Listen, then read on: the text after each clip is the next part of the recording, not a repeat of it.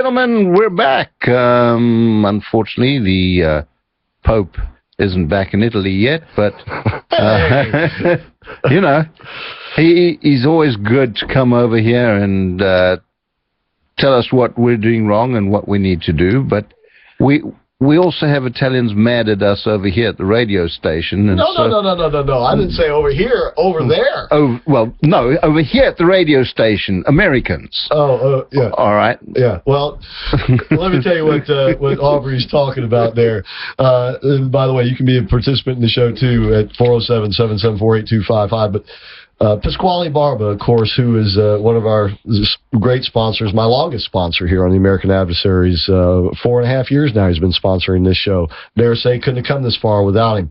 But he and his brother Roberto, who own and operate Cafe Positano here, are from Positano, Italy. And when you go into the restaurant and just look behind the bar, and you'll see a mural on the wall of a beautiful city overlooking, more like a little village overlooking the beautiful Mediterranean Sea. That's Positano, Italy.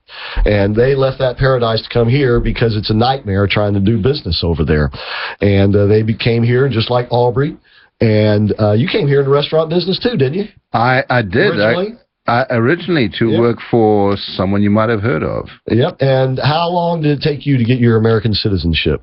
Well, I could have had it after 4, but it took me over 12 because I was too busy working, making sure that I was not going to be a burden on society. That's right. And so similar situation with them. They became American citizens, and he went home this past month to visit some relatives, and came back, and I was speaking with him briefly yesterday, and he's going to talk about it himself when he comes in on the show. And that is that this mass migration that is coming from Syria and other parts of North Africa. It's not just Syria, but it's all across North Africa, coming into Italy, Greece, and these other Mediterranean countries. It is obviously dramatically affecting their societies. And they're blaming us, essentially, for it.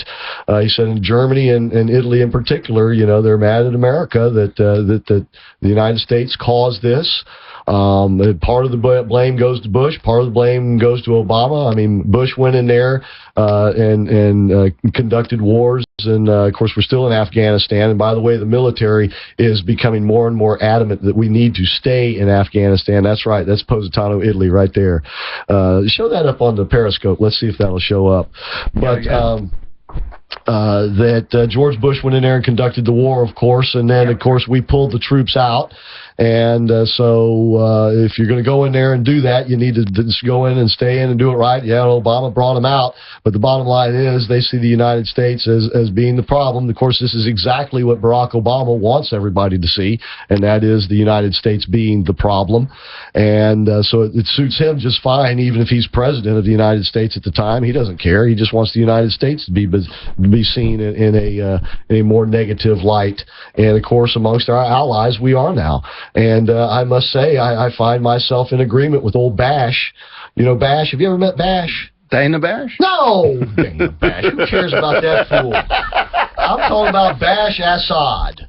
Oh, that Bash. Yeah, old Bash. Bashar al-Assad.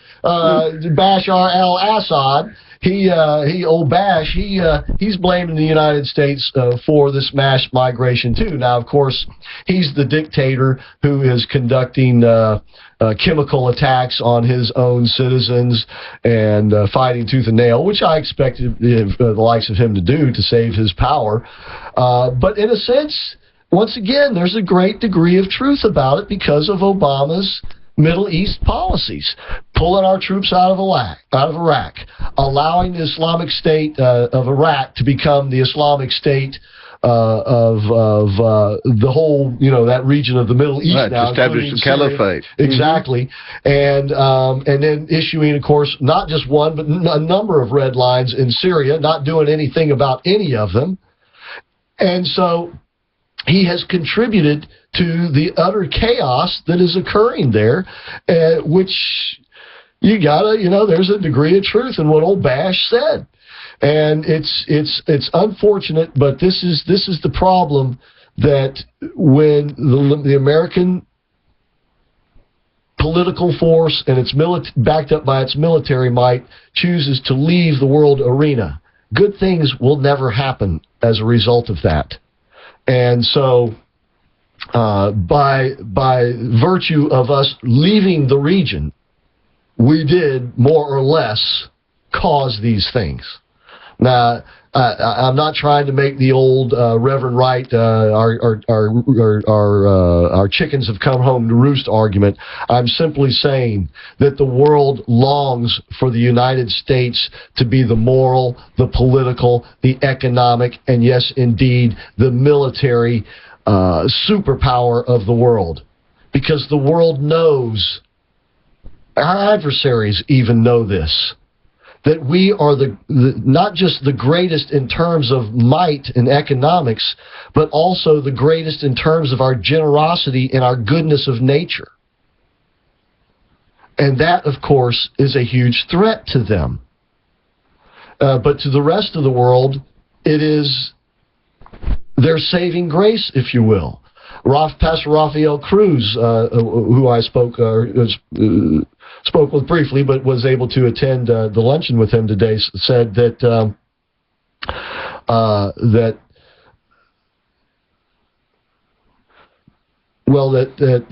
I'm sorry, I lost my train of thought. I need to find the quote where he said it. I don't want to misrepresent him, but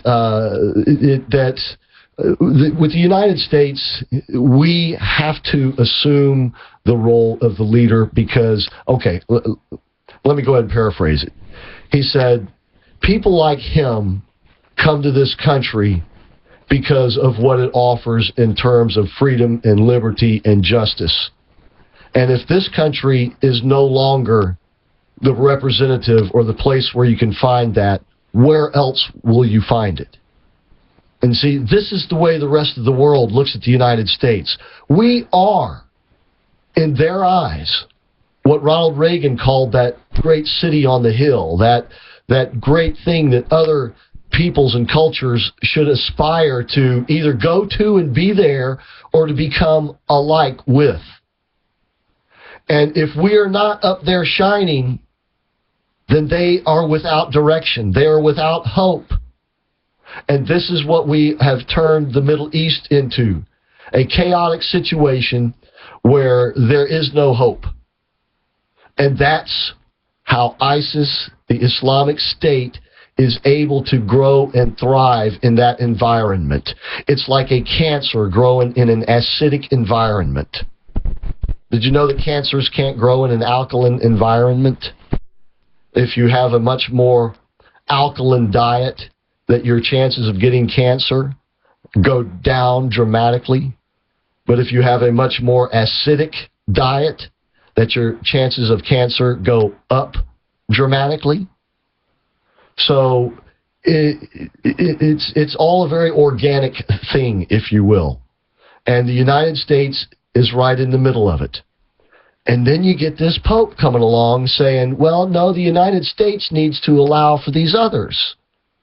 That they're, and the Pope, in his own way, put Islam on an equal footing with Judaism and Christianity. And it is in no way on an equal footing. The imams, the ayatollahs, the leaders, the Abu Bakrs, the caliphates, and all these guys must have been tickled to death when they got the endorsement of the Holy See. And unfortunately for the Holy See, because he's caught up in his own liberalism, he's blind to the real threat. The real threat isn't global warming. The real threat isn't capitalism. The real threat is Islam and its ardent followers. And unfortunately, he says he asks people to pray for him. I will pray for him, and I suggest that you do as well, folks, because he needs some prayer action. All right, this guy needs some help in a big way because he carries such great credibility. The damage that he can do to the conservative cause is immense. That he is doing to the conservative cause is immense, and For instance, this morning, his whole trip, the legacy of this trip, could be summed up in a commercial that I saw this morning on, I believe it was NBC, but it was one of the talking head shows, where it was a commercial for climate change. And who was the lone figure that they showed in their commercial about climate change? Yeah. Pope Francis, giving us one of those, you know, sort of nice little smiles and waves like popes do, you know, with his nice, friendly face. Yeah, our common home, this planet, that we're getting ready to have a climate change enema rammed up in us. And we ain't going to like it, not one bit. Like I said on the show Friday, if you think the deal with Iran is bad, wait until you see the deal that Mr. Obama has got in store for us coming out of this climate change summit starting in November. That this whole Pope trip has been a part of the lead up to prepare us, to prepare those 70 million Catholics and whoever else watches those commercials with the Pope waving real nice, and you'll see him on the TV, folks. They'll be the Pope waving at you, telling you to be, you know, concerned about climate change because it's proven science and we got to do something about it. That's to grease you up for the enema, okay? That's to grease you up for the screwing that we're getting ready to get out of this climate change summit and this climate change conference. Because I guarantee you, everything else Barack has done, he wants to make it pale in comparison to what he wants to do on climate change and the environment. Because that, you think that Obamacare institutionalizes socialism in this country? You ain't seen nothing yet till you see this climate deal and what it does to socialize our way of life, not only in this country, but all over the world. Well, it's there to cripple us. It is. And Mr. Francis, Mr. Pope Francis, is helping grease the way. And that's what this whole trip was all about. That's what the legacy will be. So look for them commercials when old Pope Francis is waving and nodding and winking at you and telling you to get on it with this climate change. Yeah. All right. We'll be